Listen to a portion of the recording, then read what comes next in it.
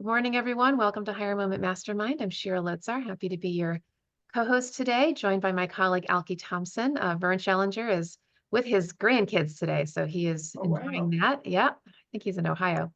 And so look forward to seeing him back next time. So for those of you who are new to our group, this is an open Q&A for any job search question that is on your heart and mind. I am a recruiter and a coach, and Alki is both as well. And we have lots of experience and lots of perspectives, and we are happy to answer whatever questions we can on any aspect of your search. So feel free to open up with anything on your heart, and we'll see what we can do to help you. Who's got a question for us? Guess what? I'm gonna go first. You're gonna go for it. You know, you always have to ask me. I know. We're gonna call on you. Well, this question is not necessarily for me personally. My daughter-in-law was going to join us, and then her son got taken to the hospital. But I told her I would put this question out there to the gang, and then see what feedback we could get. So she used to work for Apple in California. They lived in California. Her and my husband. Her and my son lived in California for 11 years. So she worked for Apple. She worked for Intel, and then they had twins.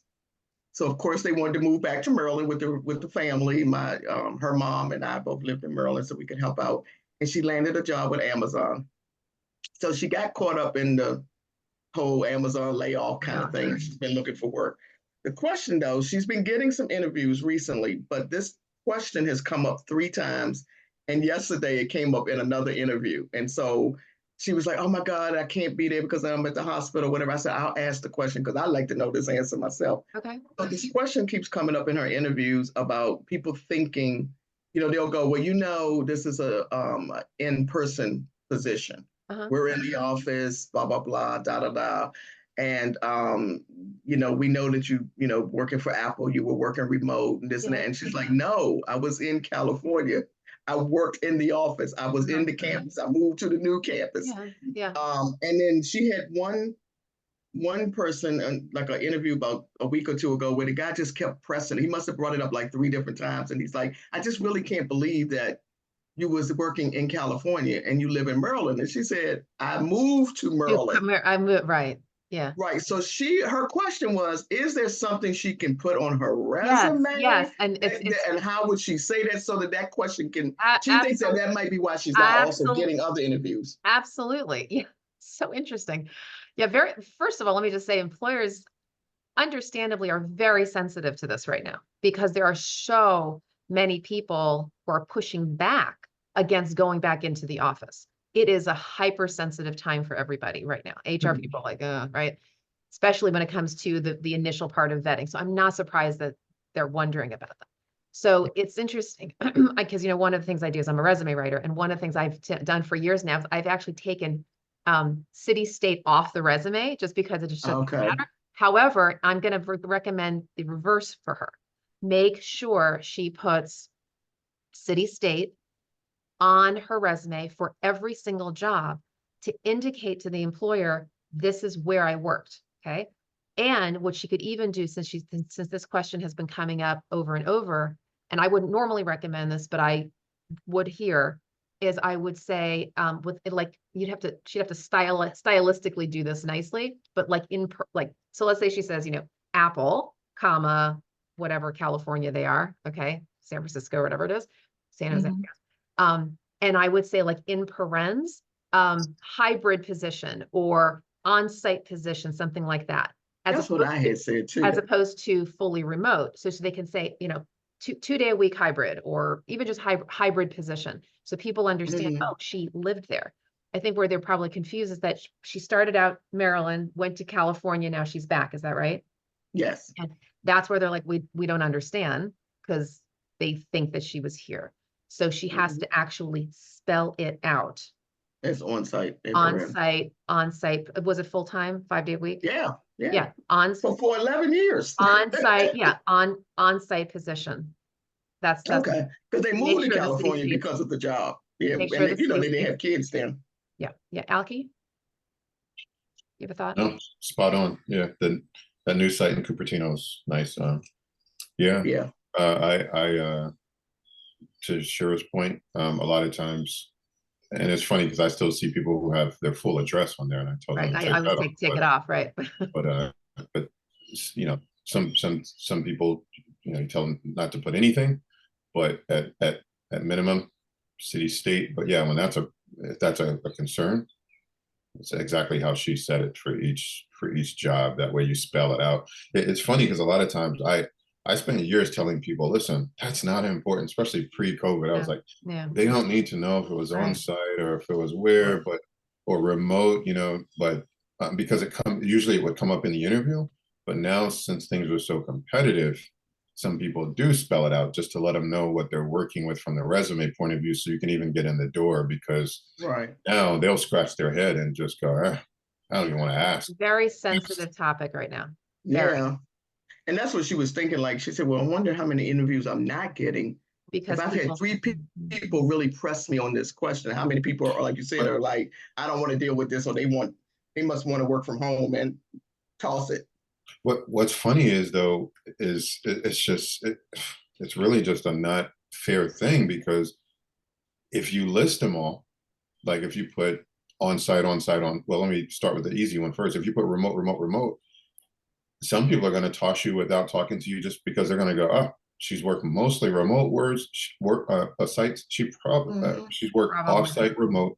She probably doesn't want to come in the office, and they won't even call you. Or if you put on site, and this is hard to believe, but if you put on site, because I've had some people tell me they've been asked, are you willing to work remote?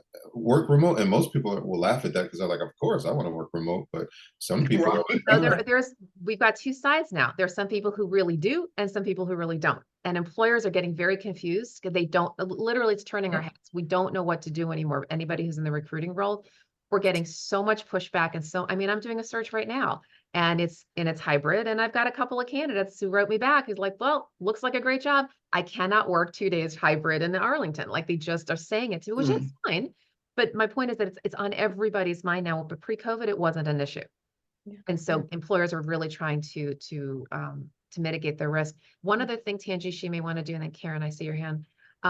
She may want to go an even extra step in addition to putting the city, state, and blah, blah, underneath her name, where she has her, you know, not her address, but just her number and her LinkedIn.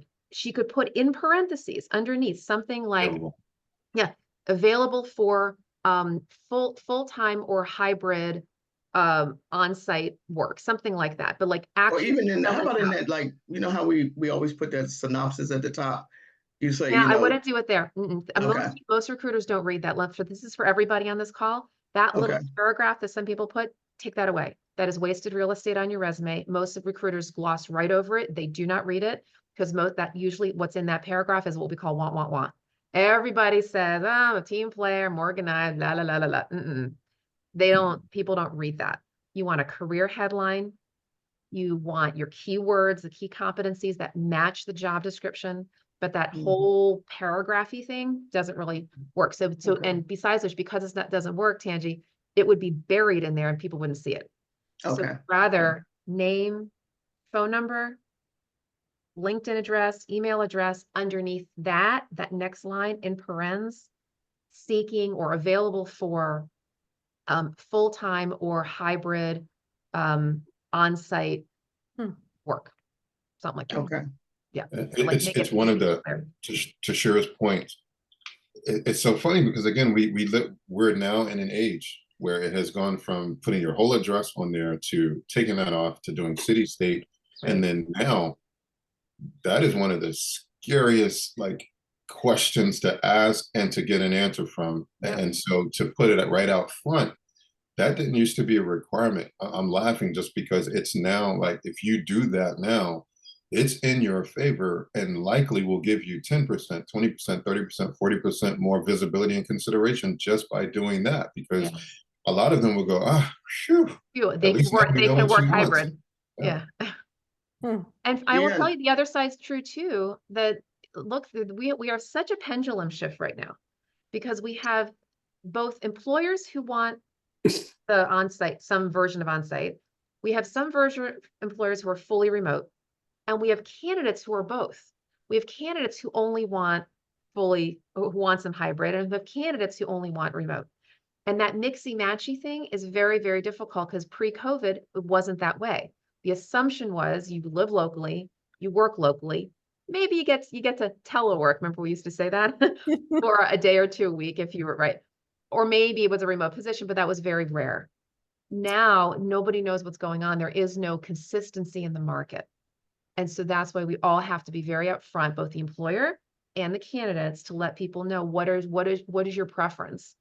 And then actually not, to Galki's point, say it so that people know. Is that helpful, Tanji? It really is, yeah. And I didn't, like you said, I'm glad you all telling me it's an issue. I thought it was kind of simple. Like No. you worked at the No. government here in No, DC, no. you moved to California, It's you decided to come back here. Amazon is here. Like Tanji, it's the it's psychology. crazy. It's the I see. psychology of what's going on with HR right now. And that's why Alki and I are on this call, because we are in that world, right? We know why would you know that? Like you're not on HR calls, like you wouldn't know that there's like a thing now, but it's a thing. It's a thing. Okay. In fact, Tanji, so this call is being recorded. So I will try to do my best to post this on my site as soon as possible, so your daughter can actually listen to it instead of you just Thank sharing you. with That her. would be great. Yeah. Yeah. I was just sitting here thinking, darn it, I should have recorded this little conversation. It is. I In forgot to fact, hit the button. for everybody on this call, I'm going to pop the link, and I'm sorry that I haven't updated in the last few weeks, but I will. I'll make sure to pop the recordings up. The last recordings that are up are mid-March, but Oh, thanks. Sheila, will this recording be available too on your site? yes, Okay. yes, it's just Okay. what I just put in the Thanks. chat is the link for on my site you can find all the recordings, or almost all the recordings, since we started this group, which was in August of Perfect. 2020. There's lots and lots and lots of videos for you. I will try to do my best to get the recordings up, the recent ones. Oh yeah, that's fine. Thanks. You're Yeah. welcome. And are they by date or They're by you just date. put 'em up? It's just Okay. date. Yeah, I just like that to way I can look for this date and send it to them? it's just by date. Yeah, and I appreciate y'all allowing me to bring that to the table. She really was going to come, and then It's fine. I don't know if I told y'all, one of my so they have twins, and one of them has a disorder, and he's always the littlest cold bothers everything, and so his incompromised immune system and stuff. So she's in the hospital still trying to apply for jobs and do all this stuff, but it's like, Oh my gosh. I know. So she was like, "Oh my God, I really wanted to ask this question." I said, "That's Yeah. okay. I'm going to see if they let me ask it." Well, we're happy to help. Thank you all, and I hope this was helpful for everybody. Yeah, good. All right. Yeah, Karen. and good. And Good. hope she gets well soon. Yeah. Thank you. I was blessed enough to get an interview this week with an excellent company, and one of the first things that he wanted to clear up was, well, Karen, are you okay working remote, 100% remote? He's in Florida, I'm in Raleigh, North Carolina, and I said, absolutely. I thought it was a very weird question. I mean, of course. So basically getting back to what we just discussed for Tanji, is that I should add to my resume, open to on-site, hybrid, or remote roles. Yeah. Interesting. Yes. Well, I mean, hybrid, I'd have to be here in RTP, but interesting. Yeah. I'll add it. Okay. Thank you. Yep. All three are important. And also it's full. Now it's very rare that an employer insists on full-time anymore. But if you are open to that, Karen, open to full-time, hybrid, and fully remote opportunity. Okay. Yeah, I'm glad. How many words? It's going to be a paragraph in and of itself. No, just a one-liner underneath your name and your contact information. The next line down, in parentheses, open to FT. Just put FT, not full-time. Capital F, capital T, full-time, comma, hybrid, comma, and remote opportunities. Okay. Okay. Perfect. When you say full-time, you mean on-site? Yes. Yeah. Right. So how would we say that? Well, yeah, because I was using the word on-site. What I've seen and what the language could vary, but it's on-site, hybrid, remote. But the fully part, I love that you're sticking in there, because people are getting twisted on that as well. So it's on-site, full-time on-site, full-time hybrid, or full-time remote. Okay. They Oh, cover those, they cover all bases. well, I guess if you say full-time once, that probably should cover the whole thing, right? 'Cause you're not saying mhm. part-time. So you're saying, so maybe it's full-time, on-site, comma, hybrid, comma, remote. Mhm. Yep. Okay. That should cover it. Interesting. Okay. No, but I just thought it was such an unusual question. No. I mean, Not anymore. who wouldn't be attracted to a full-time remote A role? lot of people, in fact, a lot Yep. of younger, I will say a lot of younger candidates these days are feeling, especially when like recent grads and people who, Right. were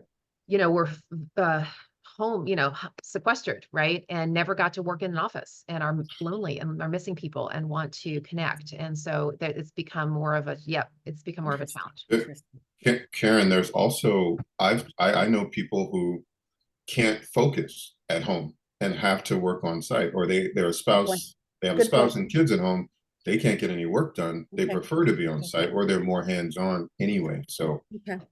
My last role was a hybrid, which was wonderful because you saw people, for a week and then you were home for a week. And I don't have a lot of young kids running around. So, I'm very flexible, but I'll include that on my resume. Thank you, guys. Sure. Great. Interesting topic this morning. Yeah. This is good. Yeah, we're happy to share the world of HR, what people are thinking and feeling. All right. So, who has another question? Could be on any topic. I notice we have a few new faces. Is it Jesse? Am I pronouncing that correctly? Weiss, like a W sound. Yeah. Weiss. Okay. I don't have like a specific question, but I guess just like ballpark topic of scams at this point, because I feel like I'm a video editor, and I feel like every week there's just inundated with scams if I'm not going directly to a website off of like any job search site. Are So you if you have any full-time video editor or freelance? at the moment, both, but I would prefer full-time. Yeah. Got it. By the way, if it's okay, I have a coaching client who's also a video editor, and he's networking. If it's okay, I'd like to introduce him. Maybe you guys can Sure, connect. that'd be great. Would you mind you can chat me privately if you like. Would you mind putting your email address in there? Your name and email? Yeah. I'm happy to connect Sure. you. His name is Taylor. Sure. Thank you so much. So you're saying, could you be a little bit more specific in terms of what makes it seem scammy to you? And we want to help you, Sure. I mean, like, let's say this week specifically, there was a posting for video editor job at like a dance studio, just like cutting videos together. So I, put in my application through Indeed, and then I noticed that their website had a direct email, so I decided to email them directly, and they're like, "Oh, that wasn't us. That was like we have some jobs open, but we don't have video editor jobs." And yeah, and this happens constantly. Wow. Like in various degrees. I've had volunteer opportunities that ended up scams that I was going, it's a volunteer. Why would you, Meaning that somebody's shopping for candidates, but there's no live job. Yep. Just for information to get people, all this stuff. So I don't know anybody else doing tech. I feel like it's a lot right now. Very interesting. I wonder if just to protect yourself, if it really is just a matter, and it's obviously an extra step, but before you apply to the job, you go to the company's website and see if they have listing, because typically employers are going to list their positions on their website in addition to posting. So that could just be a protection for you. Alki, do you have another thought? I'm sorry, somebody went by the window. Did you ping me? Sorry, yeah, I was wondering if you have another thought. So my thought for Weiss was just, check it out on on the company's website to see if there are positions there. Yeah, I was curious because, I do hear that word scam. It's funny, Shira and I are probably laughing because in the last few years, that word has entered our industry. That didn't used to really be a word we would align with recruitment, but I was listening, and at first I was thinking, okay, maybe they did have it there, but they filled it, but it's still up on Indeed, but they're the actual original posters, or you know, they're like, no, that wasn't us. There's a recruiter that we work with who posted our job and linked it back to us. But if they said that's completely not them, but their Mhm. information is attached to the posting, that's rare. Yeah, That's no, that really was rare. I don't know. Like there's a lot of different versions of that, but this one was nice in that I could actually talk to Mhm. someone specifically from the company. Yeah. Yeah, I you know, there's a lot of like taking of real companies. That's the thing. It's like it's hard to check when they Yeah. still have a LinkedIn page, you know, the recruiter still has a page. They're using real people's like information, you know, stuff like So that. to take this to to kind of a different angle, right? And this is Mm-hmm. something we talk about on this call periodically, and that is that most jobs are actually not gotten through the job boards anymore. Yeah. Not through Indeed, not through LinkedIn's job board, not it's through networking. It's through Mm-hmm. networking. Over 80% of jobs are gotten that way. It's personal connections, who do you know? And there are a lot of ways to do that. And interestingly, I was just yesterday, actually, I was coaching this person and we were talking about this very thing. And I was giving him some ideas and I'm going to share with everybody here because the principles I gave him apply to every kind of position. And one of the things that I was sharing with him in terms of proactively expanding your network, you want to find people, what I call in your fish pond. Okay. Your fish pond would be people who do what you do. So notice, I was trying to connect you with Taylor. Okay. Mm-hmm. Y'all do the same thing. In other words, it could be that one of you comes across a position that's not right for them, but could be right for you. Right. That kind of Mm-hmm. thing. So number one, you want to find your people. I actually call them your twins, literally the people who do what you do. And they're good collaborators, they're good thought partners, referral sources. They're not competitors or competimates. Okay. So you want to find those people. And one of the ways you do that is you go to LinkedIn, go to the search bar, type in the thing that you do, Mm-hmm. video editor or video producer or whatever, right? Different versions of that, and find the people who look like you. You know, they have your kind of profile. And I'd reach out and have and make a connection request and say, hi, so and so. Notice that you and I, you know, are both in the video editor world. I'm seeking new opportunities. Would love to connect with you, schedule a Zoom call to see if we can explore synergies, how we might be able to help each other, or maybe we can collaborate. That kind of a note. A lot of people will say yes. Now, that's presuming they actually see the note. A lot of people don't check Yeah. LinkedIn, but if they check LinkedIn and they see it Mm-hmm. and they're like, oh, this is collegial, and we do the same thing, why not? They might be open, Now, at least open to connecting with you and maybe open to a meeting. That's the now, first. would you be Mhm. able to like narrow that? Like, I guess my question Yes, off the of that, filter. like, Yes, yeah, just because, especially with, I mean, like, because I do video stuff, like a there's lot a of the million stuff I people look who for do is that. remote. Yeah. Of course. And there's a million people. Yeah. So Uh, it's the country. yeah, so for sure. So I'm going to go ahead and share my screen and just do a quick little training. So what you would do is you would go here to the search bar. Let's just try it out, right? It's a video editor. Okay, we're going to actually click, even though it says people here, we're still going to click on the people button in the upper left-hand corner. 712,000 people, of course. We're going to go here to we can do one of two things. We can either go to the all filters tab, which is all of the filters, or you could actually do what I call the shorthand version. So you see where it says first, second, third, locations and current company. You could do a very quick filter. These three are in the all filters tab. This is like longhand division, shorthand division. Okay. So this is the shorthand. So the very first thing I would do is do locations. I'm just going to make this up. Let's just say you're in the DC area. Okay. So already that narrows it down to 6,000 people. I would then do a filter, and I actually start with your first levels. There might be people who you forgot about. We all do. We all do. So here I would do my first level. Who knew I had, oh, see, here's Taylor. So here we go, right? 195 people. I had no idea I had 195 people who were in that world. Or you can just do first and second. Okay. But you could also go one more level. If you go to all filters, so that gives you more opportunities. You can go current and past company. That may or may not be as worthwhile. School, it doesn't really matter. Industry is interesting. So in that, you have to sort of play with it a little bit.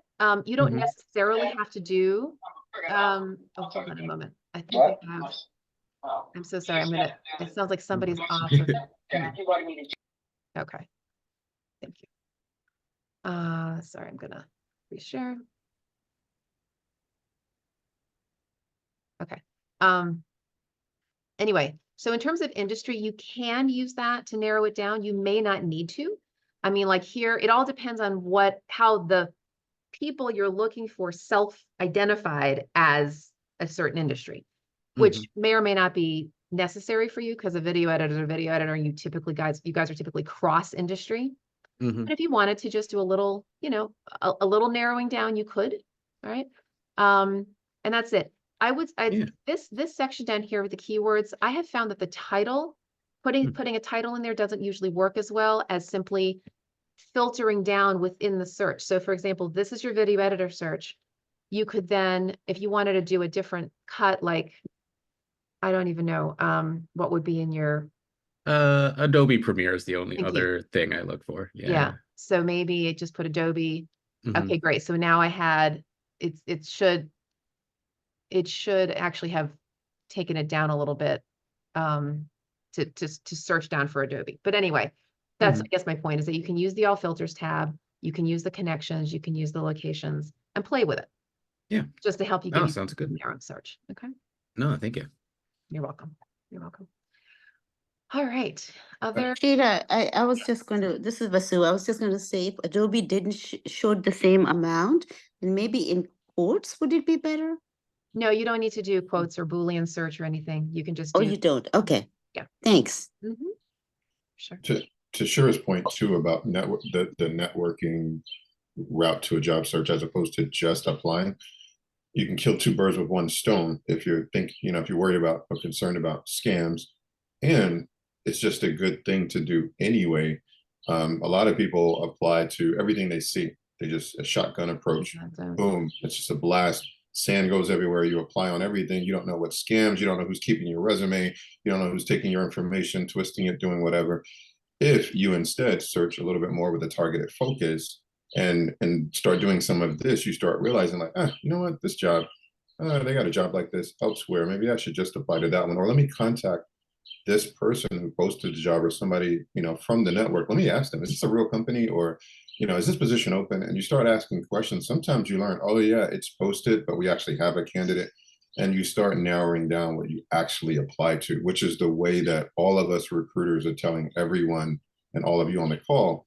That's the best way to go about the job search anyway, as a narrow, targeted, focused job search. Plus, you don't have to get the whole, I applied to 3,000 jobs, I haven't heard from anyone, now I'm just completely depressed. You can go little bit by little bit and really make your job search focus, and you may get some intel in the process, or you may network with someone who's like, you know what, skip that job, there's a better job that's opening in our department, they haven't even posted it yet, and you'd be the first candidate. You don't find these things out without doing this type of homework. So It's about being thoughtful and intentional. Sure. Thank you, Alki. All right. Other questions?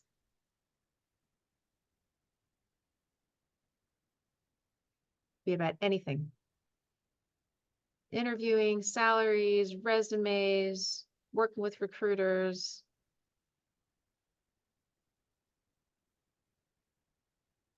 Let's throw out transitioning fields. How does that like as a Transitioning blanket? field. Yeah.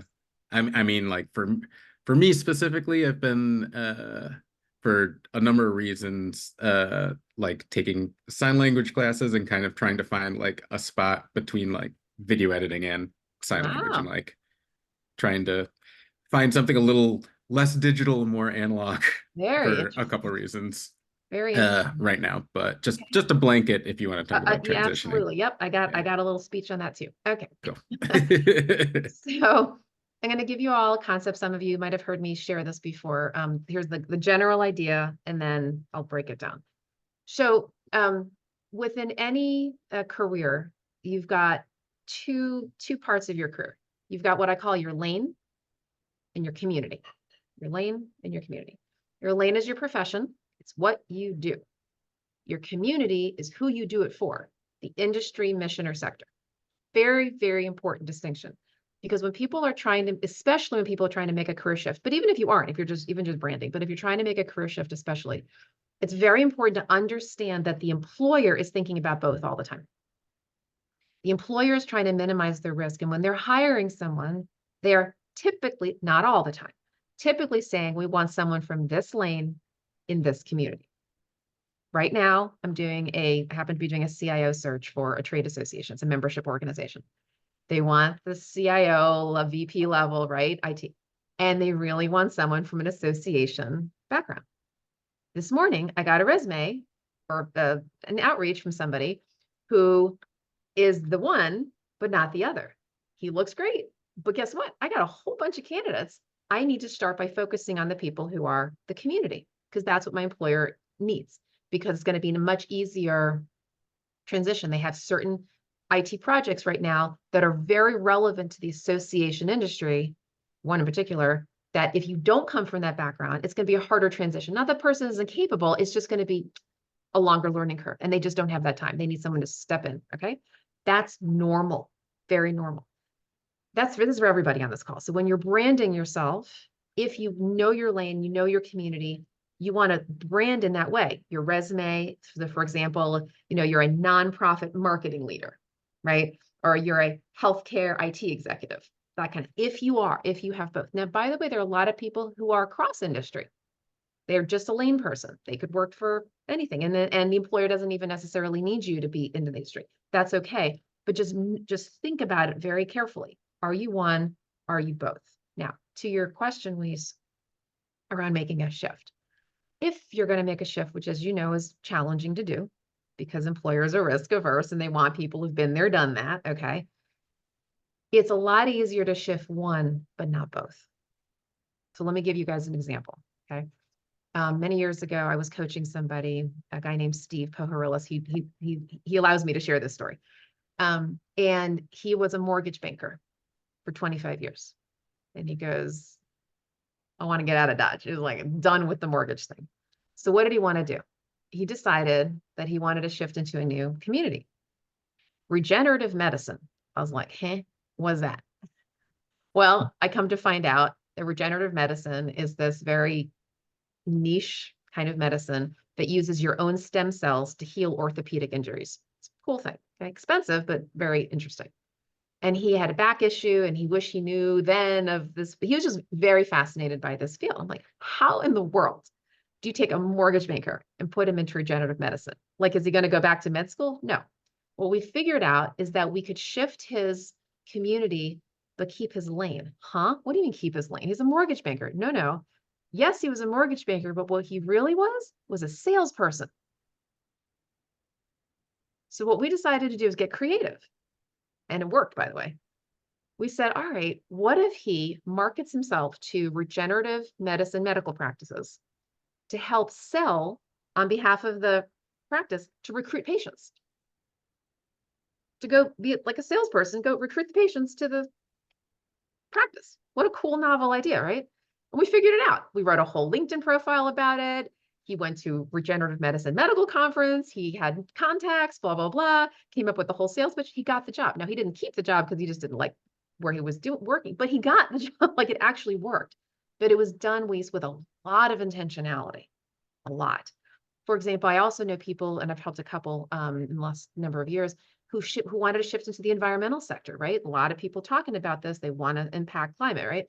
I've had two people, both from kind of corporate-y, not environmental backgrounds, who wanted to shift. Again, very intentional. They networked extensively within the environmental sector. When you do that, especially if you're changing your community, you've got to let your fish pond know that you're part of the fish pond, or that you want to be part of the fish pond, because people need to feel like you're part of their world, that they can trust that you're serious about that world. So, for example, you talk about the sign language world.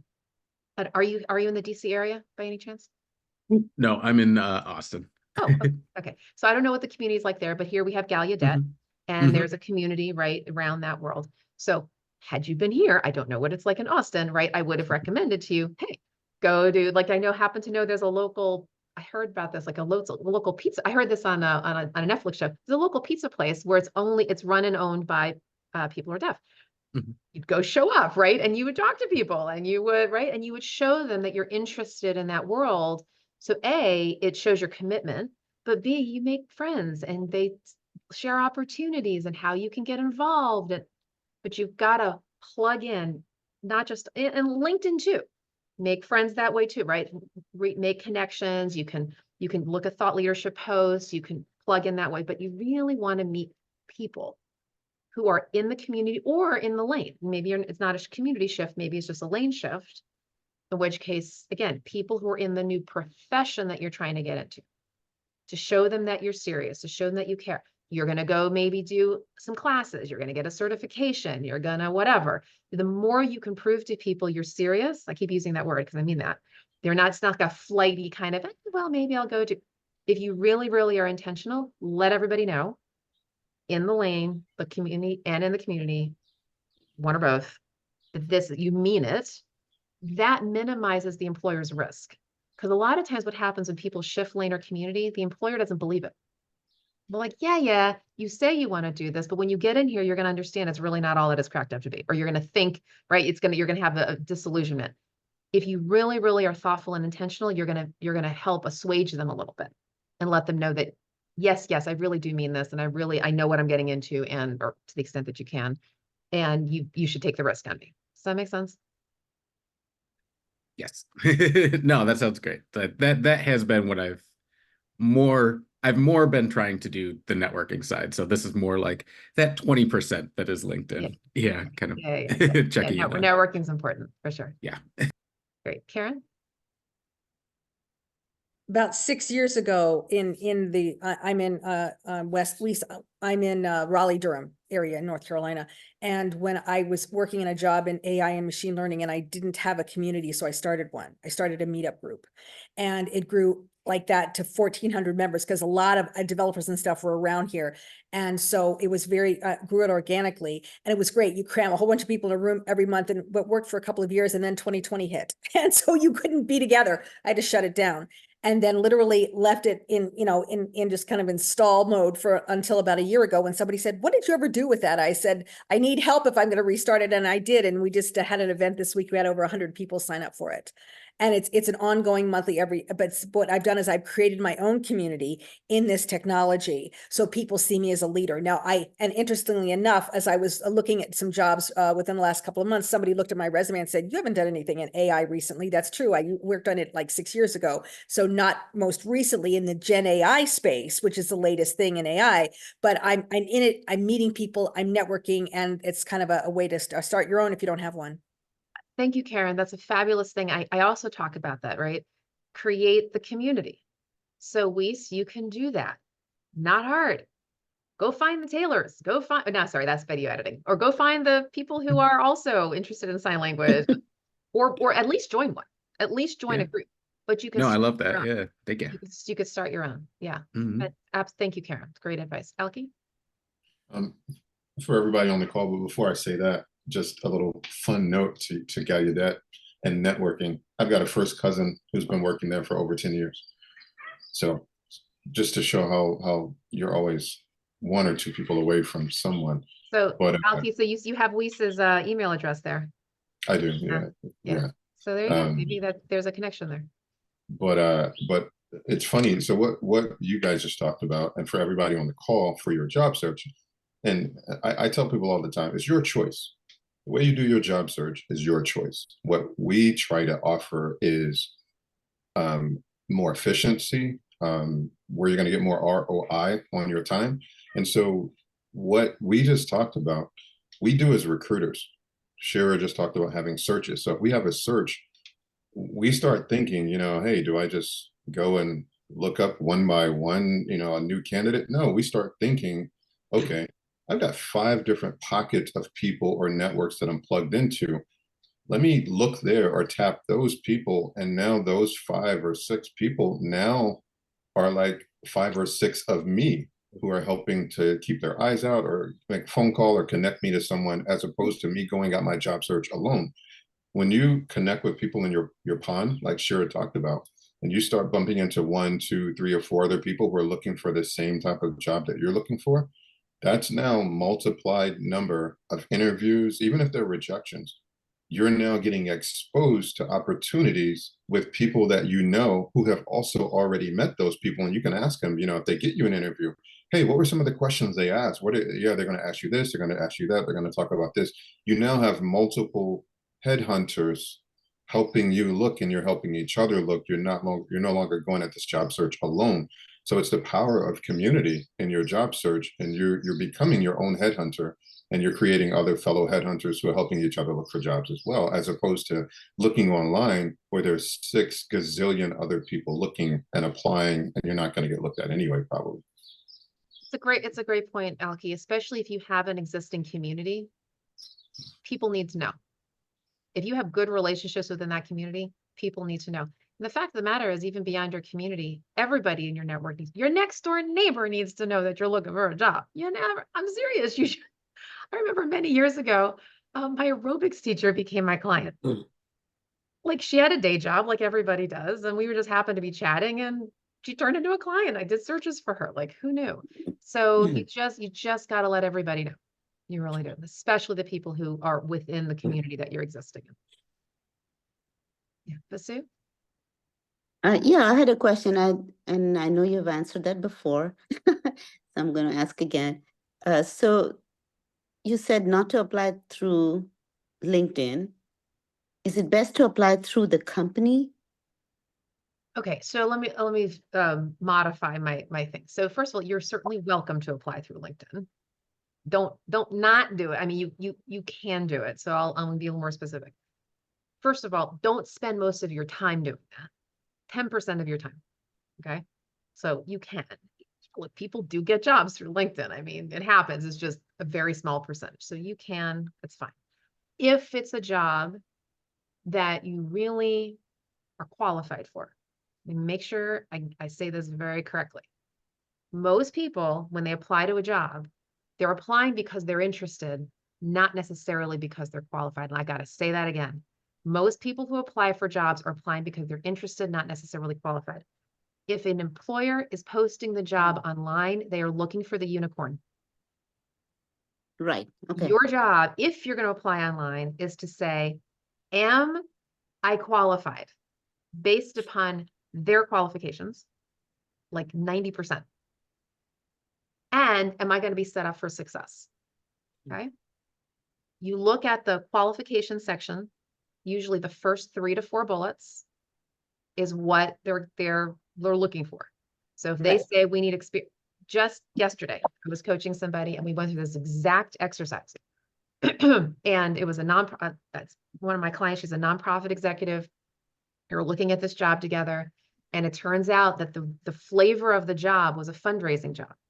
Now, she kind of knew that, but kind of didn't. She was thinking of it because there was a funky title. It was called like Chief Investor Relations something. And I figured it out. It was really a fancy title for development person. Okay.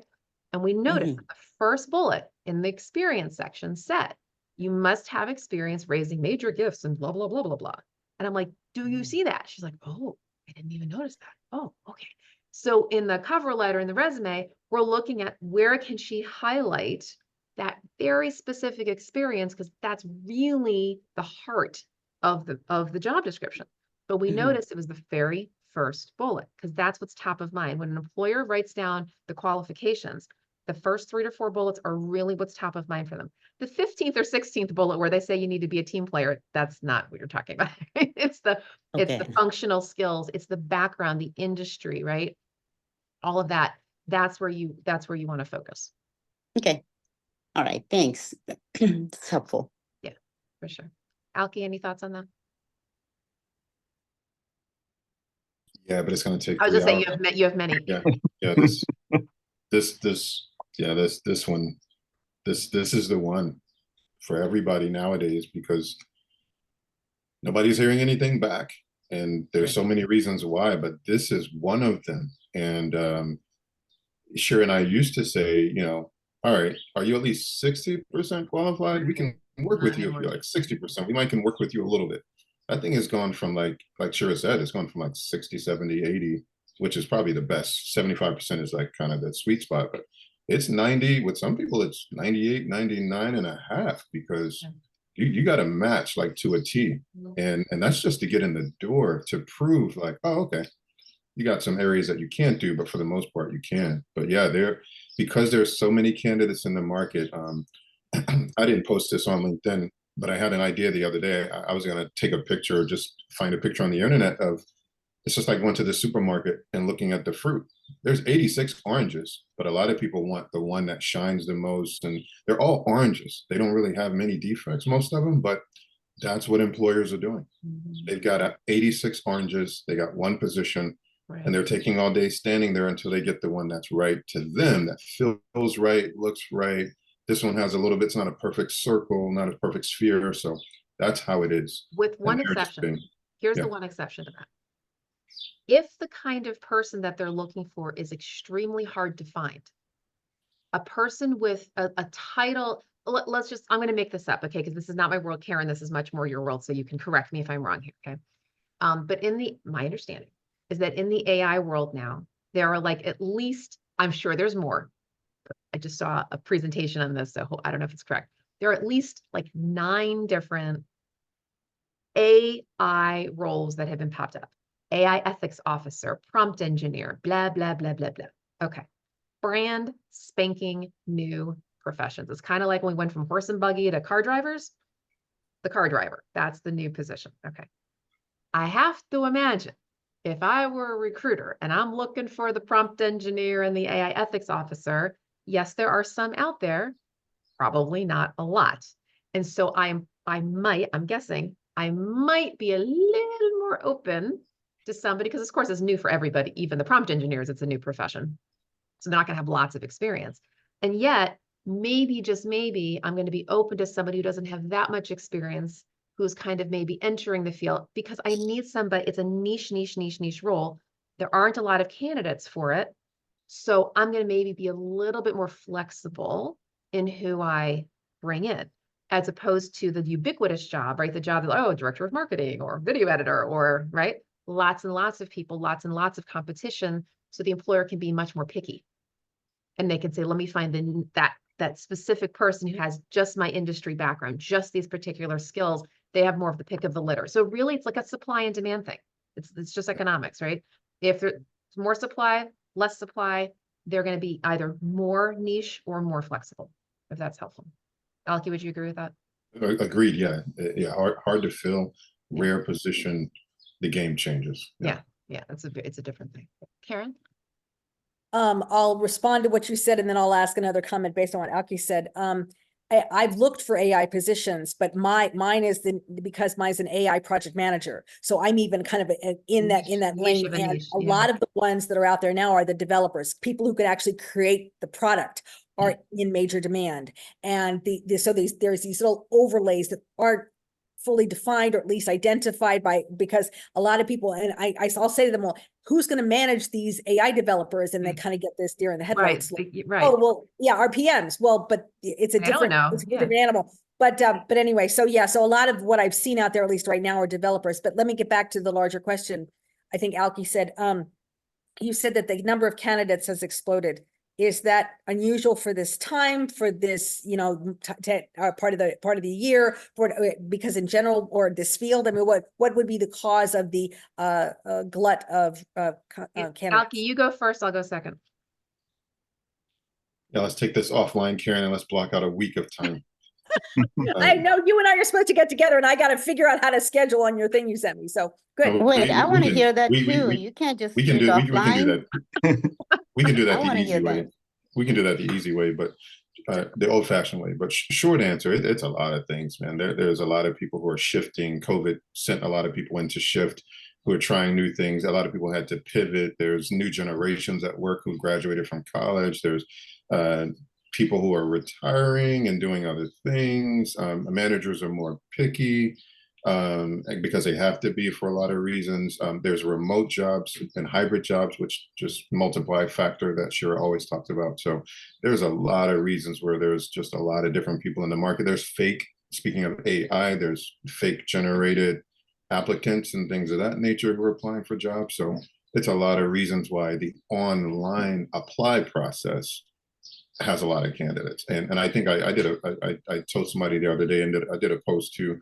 If you're looking on LinkedIn and you see 200 applicants, well, they may have aggregated the job to other job boards as well. So they could have multiplied number of people who applied as well. So yeah, I'm gonna riff off of what Alki just said. I'm gonna deep dive into a couple of different areas. So first of all, I'm gonna put the why aside for a second. I just want to mention that the aggregate thing. So when for majority, not for the prompt engineer jobs, not for the new stuff, but the normal positions, when an employer posts a job on LinkedIn, often, they are going to get at least 100 to 200 candidates within the first 24 to 48 hours. Let that hang in the air. 100 to 200 candidates in the first 24 to 48 hours. By the end of the week, you can imagine how many. You're one of all of those people. There are employers, and I have been myself included, who have shut down the position within the 48 hours because they just have too many candidates.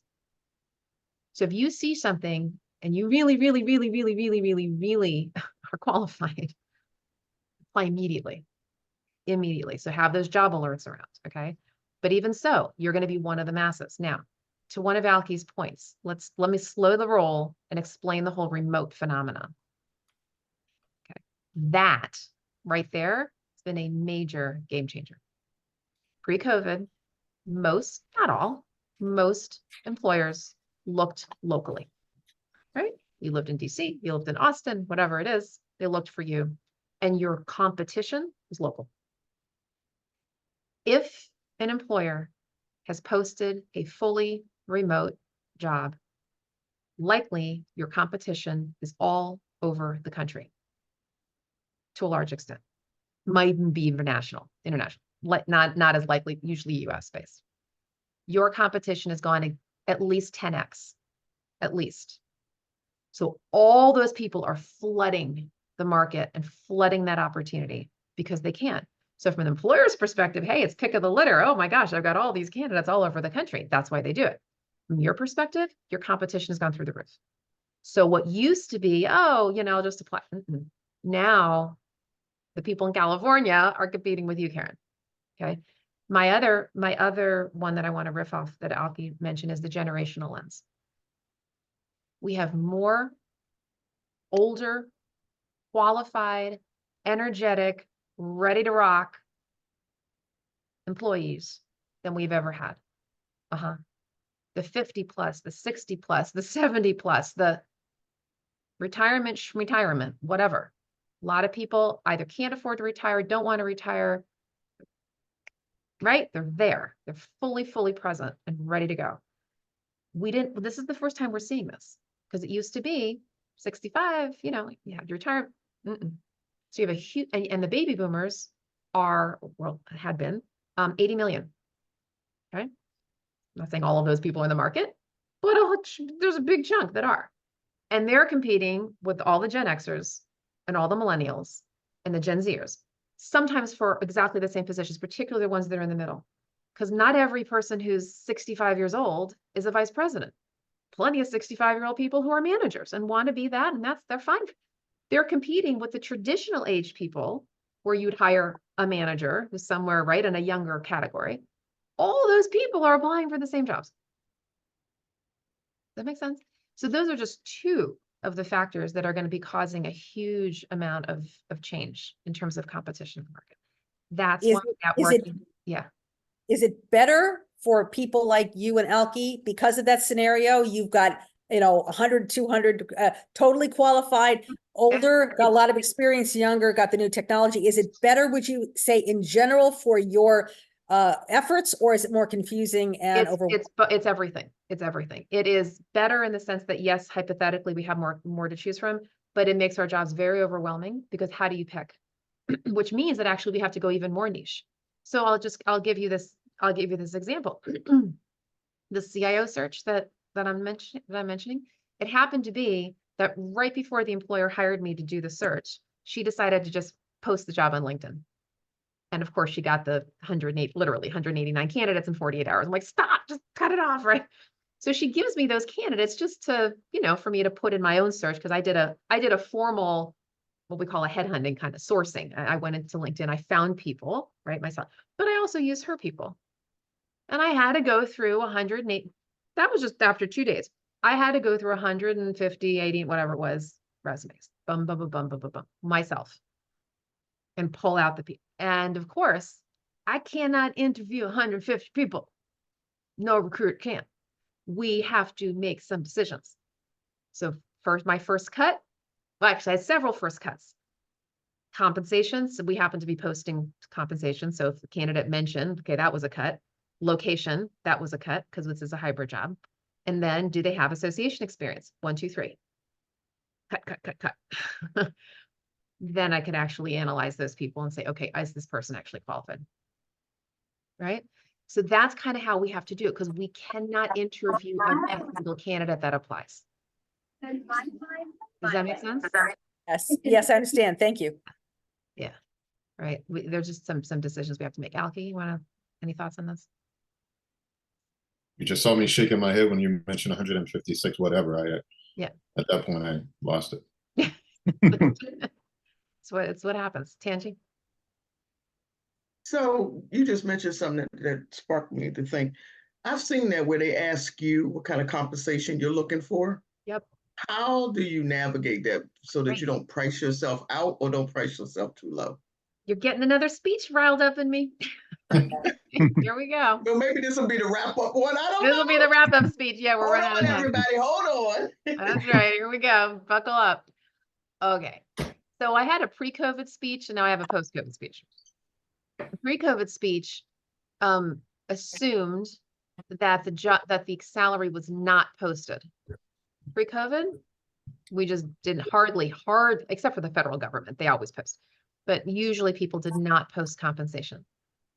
We now have in the HR world something called pay transparency. Some people call it pay equity, with the intention being that they want the certain states in the union have wanted to level the playing field for people who consider themselves to be in marginalized communities, people who tended to be underpaid.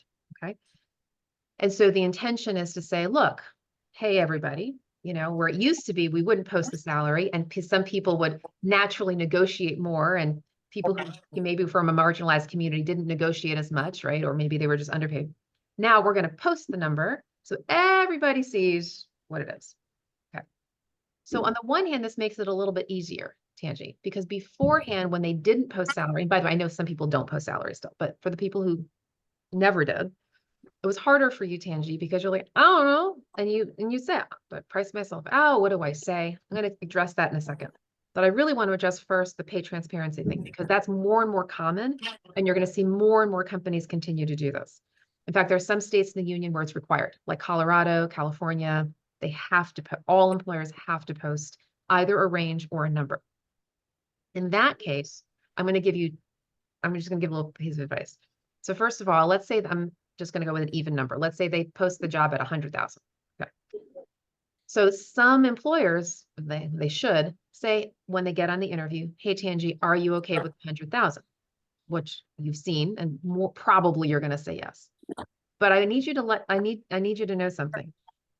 Whenever you see a number that's posted, 99 times out of 100, there's about a $10,000 plus sign. There's $10,000 differential on the other side that you're not seeing. So if they post 100, they typically can go to 110. I want everybody to hear what I just said. This is very, very important. If they post 100, they can typically go to 110. Now they may not be able to go to 120, but they can typically go to 110.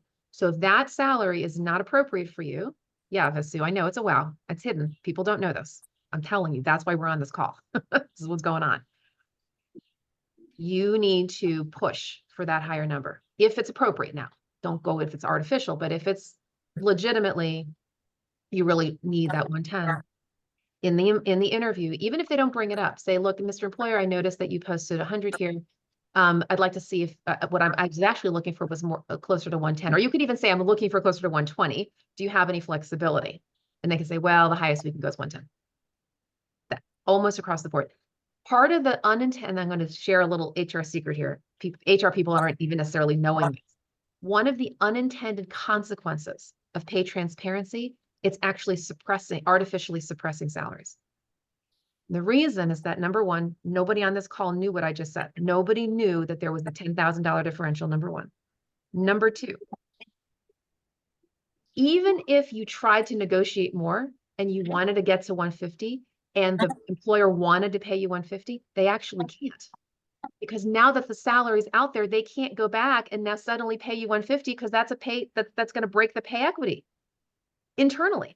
Everybody in the company knows that that was the salary that was posted. They literally cannot offer you that higher amount, and you cannot negotiate yourself to a much higher salary. You just can't, because everybody's trying to keep things like level and equitable, but equitable is now turning into equality. And because of the equality, everything's suppressed. This is just one of the consequences. So this is just the way we have in this country. It used to be the other way. It used to be everybody could negotiate. Some people did a better job of negotiating than others. And so we had this differential, and that was a problem too. So does that make sense? So our pendulum is trying to level out. I need you to know that so you can try to push. So Tangi, that's the first. Does that make sense on the pay transparency side? Okay. On the other side, if the company does not post the salary, now I'm going to go back to my pre-COVID speech. Pre-COVID speech is this. You want to come into that conversation having done your research and really knowing not only what you earned, but what you want to earn, but also what does the market bear. So again, I'm going to go with this $100,000 thing, okay? So pretend that you're looking for 100 to 120. Make that up, okay? So if there's no salary posted, and I want everybody to write this down. Here's an expression, a sentence you can use. If the employer says, so Tangi, what are you looking for? Okay. What you can say is, I'm seeking a total cash compensation package around the $120,000 range. The reason why you say that is because 120 is your happy dance number. That's the number that's going to make you super happy. They can always walk you down, but they can't walk you up. And so Tangi, what you would never say is, I'm looking for 100 to 120. Why? What are they going to offer you? 100. There's just negotiations. Business. It's just business. You go with the top number, the happy dance number. They can always say to you, well, thank you, Tangi. Actually, what we can do is 105. Are you flexible with that? And if you are, because you really are 1 to 120, then you can say, remember how I said you're seeking a total cash compensation package? Then you can say, well, sure, I have some flexibility. Miss Employer, can we talk about the benefits package? In HR, we call that total rewards. Total rewards means your salary, bonuses, 401k match, benefit, everything. That's total rewards. That's a fancy HR term. You're basically saying, I'm looking for total rewards. You don't use that phrase. Total cash compensation package. So you say the 120, they say 105. You say, well, happy to discuss total benefits package to see if we can get closer to my number. Then you're pre-negotiating your offer. That makes sense? Now, in terms of not pricing yourself out of the market, there's no perfect way to do that, but that's why you have to do your research. Think about your salary history, the market, talk to people, talk to colleagues. You can talk to HR people in your sector. It's not just about what you do. Remember, there's the community piece. So for example, in the association community, which is where I happen to play, association HR people, they will look at compensation surveys, salary surveys within the association sector to see, because yes, I know your community too, to see what are the other associations paying. Now, they're not looking to what Apple's doing or what Amazon's doing, even though there might be some candidates that they don't care about that. They want to know, right? What are our colleagues doing? What is the market for that sector? So if you can talk to HR people and say, hey, or recruiters, right? Say, what's the typical, I mean, personally, I could probably help you, right? Because that happens to be my world, right? Or anybody on this call, if you know recruiters who are in your sector, right? Talk to them to see, what's the going rate for what I do. Do your homework, your level, experience, sector, everything. Go to salary.com, go to Glassdoor, do an aggregate, do your own little comp survey. Then pick a number that's appropriate for you at the high end. That's your happy dance number. Like when you're negotiating for a house, right? Seller wants to pay wants to get as much as possible. Buyer wants to pay less as possible. If you were the seller, you're going to price your house here, even though you know it might come here. What's your here number? Okay, but that means that the real estate agent had to tell you here are the comps in your neighborhood. And this is what realistically for your house would be a good, solid, high end, not ridiculous, because you didn't have a new addition on the back of the house, right? You're a this person, not a this person. That's okay. Whatever this is, go for that. Then you can always negotiate down. So that's a very long speech, but is that helpful? Yeah, it was. I know, like in the, the association nonprofit market, I've always been able to just go look at the 990 and see, right, what the salaries were for that position or whatever. But sometimes when it's a new position, right, newly created position, or if I go outside of the nonprofit arena, then I don't have so it's good that you were telling me to go search in the Glassdoor thing and whatever. Glassdoor, salary.com. But again, people, recruiters, HR people, ask them. And even if it's a newly even if, by the way, there are a lot of new titles, new fancy, like the one yesterday. Oh my gosh. They're fancy titles, it's people mover. It's not a salesperson. Now it's no longer salesperson, it's chief growth officer, right? It's like all these, it's not receptionist, it's director of first impressions, like whatever. There's all these different cool titles. Even so, you can go the level, manager, director, vice president, start there. That's at least the consistent piece. Is a C-suite, is it? Start there. Even though the title might change, the description, but the actual level might be where you can start. Karen, and then we're going to wrap up. Getting back to the negotiation, if you've already been, and this is a consulting, it's not a W-2, it's kind of a per hour thing. If you've already seen a rate that looks reasonable, but it's kind of on the lower end of things, based on what you know. So at what point in the process do I start my negotiation, and with who? The recruiter, the account executive, or the actual hiring manager? I would treat it like a job interview. I would do it with the recruiter. Again, I'm gonna make this up, make up numbers. I have no idea what your numbers are. I'm gonna say that it's $50. They're offering $50 an hour and you want $75 an hour. Okay, make that up. So they've posted the 50, you want the 75. You go to the recruiter first, first conversation. And you can do one of two ways. It depends on how off they are. If 50 is actually okay for you, not a great number, but like it's an okay number, keep the conversation going. If it's completely unacceptable for you, you absolutely need 60, 70, whatever, I'd open up with it quickly and say, look, Susie, Mr. Employer, whoever you are, look, delighted to have this conversation. I really want to make good use of your time. I noticed that you listed this hourly position. I'd like to have, here's how you can say it. I want to have a housekeeping conversation with you. That's a nice way to say it. I have a little housekeeping conversation because I really want to make good use of your time. I noticed that you posted this position of $50 an hour. I got to let you know that's actually below what I'm looking for. Before we even have the conversation, do you mind if we address that? And they'll be like, great. They don't want to waste their time either. Okay, it's fine. Because they posted it, you can address it. Say, look, I was really looking for more like 75. Is there any flexibility? There generally is. Because most people are trying to put the number in that they can get away with, but they know that there's a little bit of fudge room. Unless they realize that the number that they're posting, either hourly or salary, is below market, they might say firm and final, or they might say maximum or something. That's different. But if they don't put that maximum final, that typically means you've got some fudge room. But I would do it right away. Do not wait until second or third level. Okay, so I'm through the first round. I'm heading into the second round. Do it now. Or before now would have been a good time, but now is an okay time. Fine. Anytime, as soon as you remember to do it, do it. But have a conversation. I wouldn't do it by email. I would have a conversation. Okay, sure. Okay, thank you. Alki?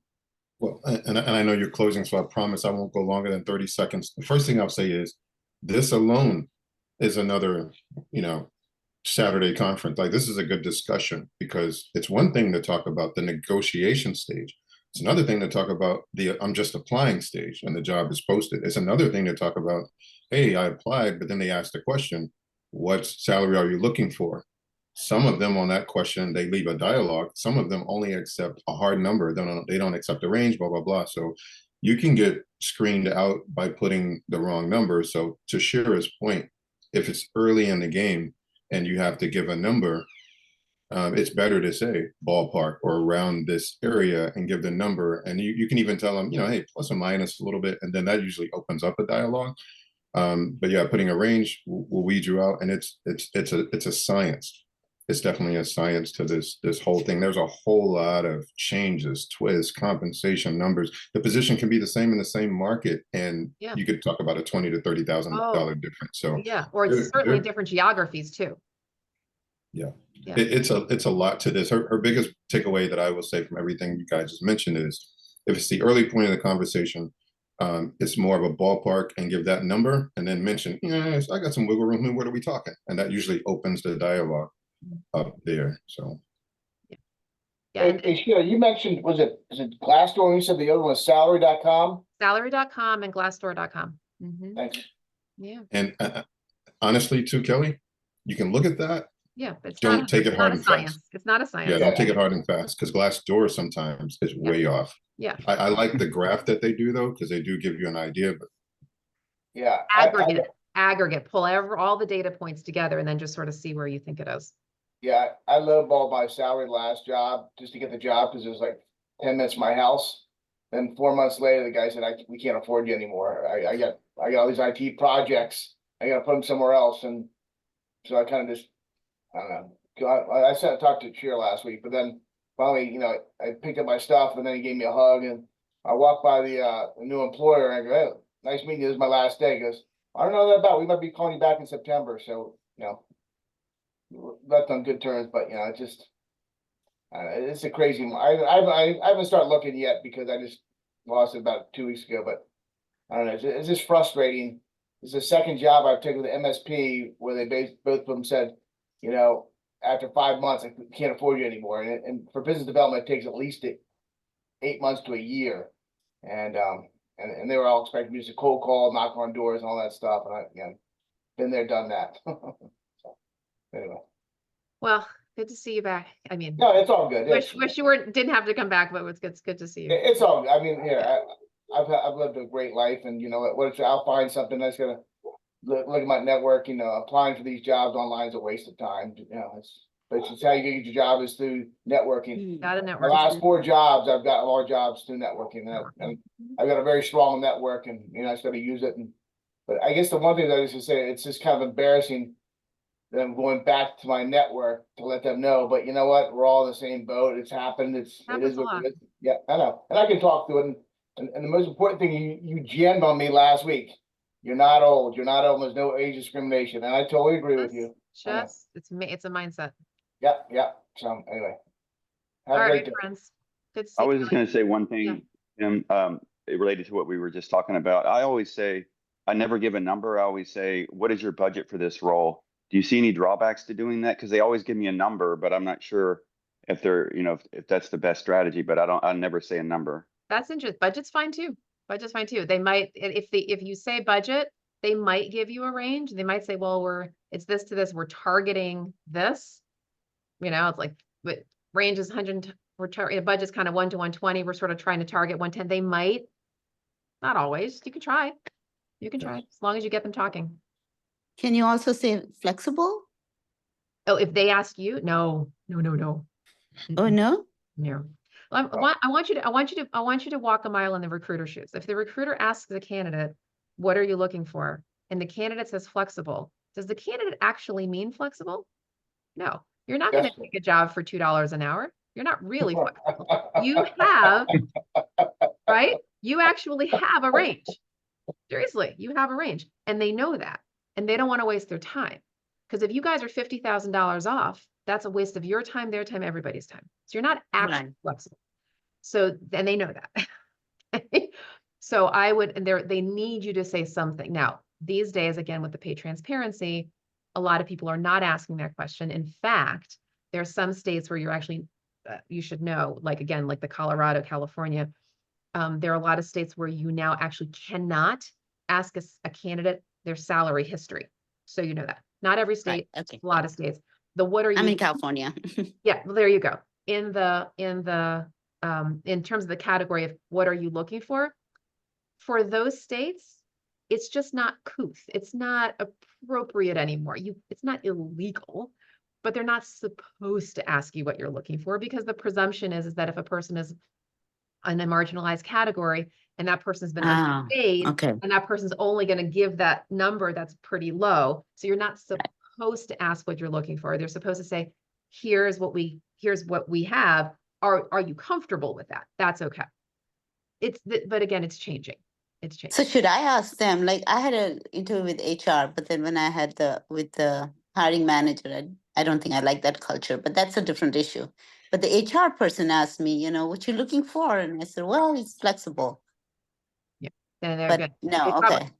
Yeah, because again, Okay. you actually do have a number in your head. And in I fact, do. I mean, I want more than what I was making, Of course. obviously. Of course. And so if they came back, again, I'm going to use these numbers again. If the number that you really want is the 120, and they come back with the 100, and that 100 really isn't good for you, now you're $20,000 off, and you've gone through Right. the whole interview process and nobody talked about money. The whole thing could fall apart because nobody talked about money.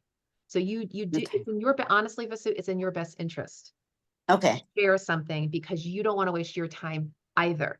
Interviewing, it takes time, it takes emotional energy, it takes effort, and you've gone through 3 levels of process and no one's talked money, and then all of a sudden you're like, wait a second, I actually am $20,000 off. Okay. Yeah, I get that. Yeah. Hey, Okay. Bring it up. I got a quick, helpful hint for people. There's a tool that my last job was called the Apollo IO. If you've heard of Zoom Info is like $1,900, $1,900 a year. The Zoom Info is $80 a month, and you do an add-on to your LinkedIn, and you put that the person's LinkedIn put that person's name, and pop the LinkedIn profile. It'll actually show the person's cell number.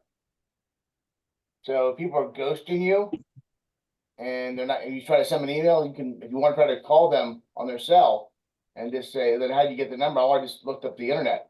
But that's another tool. And another one that I've used since 2018, it's called what's that? Oh God. Shoot. Signal hire? No, it's the one that you get find people's email address. Shoot. Fox. Oh God, what is it? Oh shoot. He'll hit me up. Hunter.io. You put the company's URL in there, and it'll spit out the company's email format nomenclature. Oh, Hunter, Yeah. HUNTR. Right, Hunter.io. Right.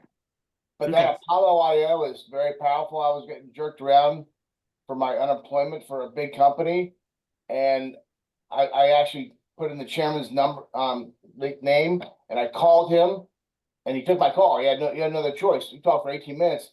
2 days later, the CEO and the HR director called me directly, and first said some things, and I proved them wrong. And now I'm gonna have a hearing on Monday for my unemployment because they put it on appeal. Virginia unemployment is a joke. And now I'm gonna heal. And they told me, Kelly, we're not gonna fight it. We're gonna pay you, and we're sorry how we treated you at the last place, at your job, your employment here. And we wish you the best of luck. But What's the email? What's the URL? It's called Apollo IO. PALOIO. Okay. APOLLO. Apollo. Yeah, like the space program. Yeah. Okay. Gotcha. It's $80 a month, and you can cancel anytime. So if you just sign for a month or two, and then but it's so powerful because so many people are not working from their office or working from home, and this will show their cell number. And most people just answer the call just out of the blue, and you never know. And then if you're polite and all that, oh hey Bill, I know we've talked. I sent you my resume. I haven't heard back from you. Do you have a couple minutes to talk? And if they say, how do you get my number? I will just say I found it on the internet. And then if they get pissed off, that means they're really not happy with you. I didn't want to hire you, or they tell you the truth. And it's It's powerful, but it does work, and you got to be aggressive, a little aggressive. I know Shira probably gonna recommend that, but for me, I'm in sales. You know, Well, I will tell you, it would definitely be the road less traveled. yeah. So most people are waiting Yeah, for I don't the, answer any question, any phones that I don't see the name. Yeah, but then, but you got the number. You send them a call. You call them. They don't pick up. Then you send them a quick text message. you could Hey, send a Bill. text.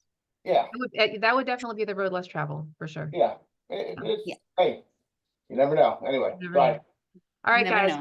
we're gonna have to All wrap right. up here. And so for those of you who are new to this call, I'm gonna be I'll be stopping the recording, and then anybody who would like to stay on the call for a short prayer call with me, you're certainly welcome to do that. Okay. So look forward to seeing everybody in 2 weeks. So remember, we're now on every other week. Oh, that's right. Yeah.